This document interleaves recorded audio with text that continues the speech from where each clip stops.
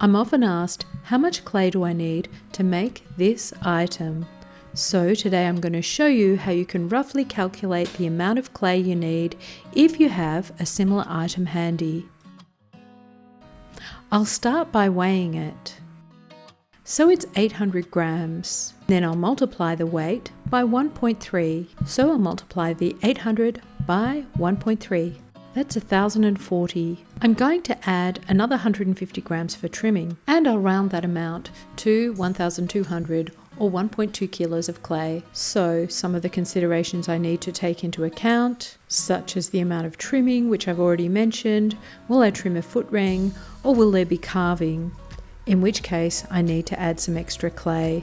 And if you're a beginner or unfamiliar with the shape, you want to add a little extra, perhaps as much as 20% extra.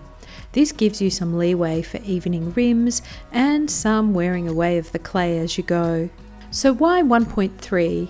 Well, it's not exact. The extra 0.3 is related to what happens to the clay as it dries and fires. Most of the weight will be water, about 20%, and some organic matter, about 10%.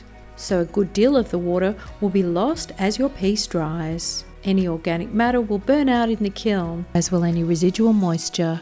Of course, this is dependent on your clay and how wet or damp your clay is. In each of the videos I make, I try to give you the amount of clay I'm using, so you can also use these as a starting point. And if you're interested in making this bowl, you might want to check out my bowl with strainer video. And of course, happy potting!